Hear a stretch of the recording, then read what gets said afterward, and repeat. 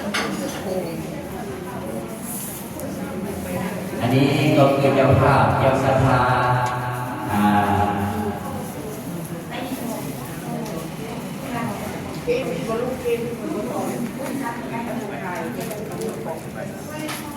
ถวายต้นกระดึกแล้วก็มอบด้วยผู้สังฆทานอะไรเนาะดังมีรายชื่อต่อลงไปนี้หนึ่งอาจารย์นางดวงมาลามงศรีวิไลถวายต้นเงิน2 ต้น2อาจารย์นางไอทองดวงมาลาถวายต้นเงิน2 ต้น3อาจารย์นางอ่อนอวงนาวงอ่อนอนงนะไม่ได้ขอโทษ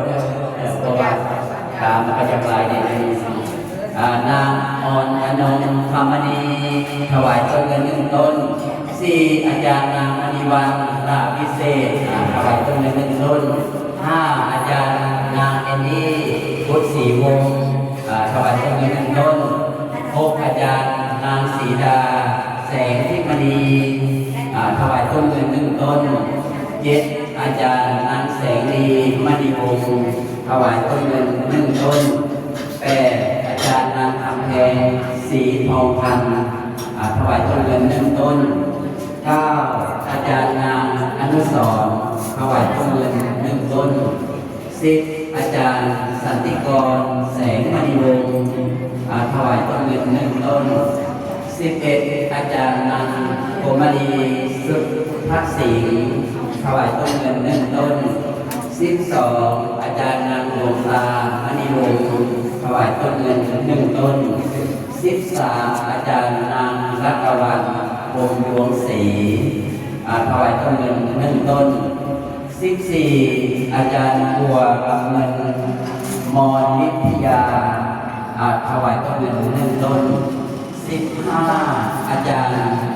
ไอคำพงมากดถวายต้นเงิน1 ต้น16อาจารย์ย้อนสิงห์คำทองสุขถวายต้นเงิน1 ต้นแล้วก็พร้อมด้วยอาจารย์พุทธดา18อาจารย์องค์ทวีอุ่นดาราศิษย์ถวายต้นเงิน1 ต้นแล้วก็19ศรัทธาห้องเบอร์7 ทับ 1จำนวน100,000 กีบศรัทธาห้อง3 ทับ 1จำนวน6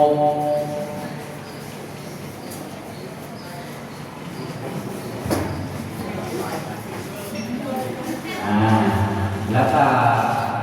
10นางพันมหาผู้ปกครองนักเรียน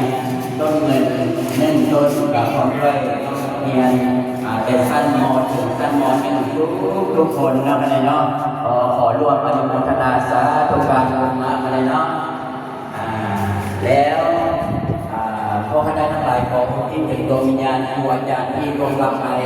นั่นก็ตอนนี้มองโดยเจ้าถิ่นเจ้าฐานสารบ้านซ่องนะครับมองโดยเจ้ากรรมนายเวรนอกกรรมหมายดี1อาจารย์ทองวันไสสนะ2อาจารย์บุญเทืองจันทะไห้จิตอาจารย์ ให้พี่น้องเบิ่งตัวนี้ก่อนยังจะมีตอนต่อไปขอบใจหลายๆที่ติดตามรับชมฝากกดไลค์กดแชร์2จันทรายชาแนลเด้อพี่น้องเด้อขอบใจหลายๆการเห็นบุญกุศลครั้งนี้ขอส่งบุญกุศลทั้งหลายให้ FC ทุกๆท่านจงมีสุขภาพแข็งแรงสุขกายสุขใจตลอดปีใหม่ตลอดปีแล้วก็ตลอดไปเจ้าขอบใจหลายๆเจ้าบ๊ายบาย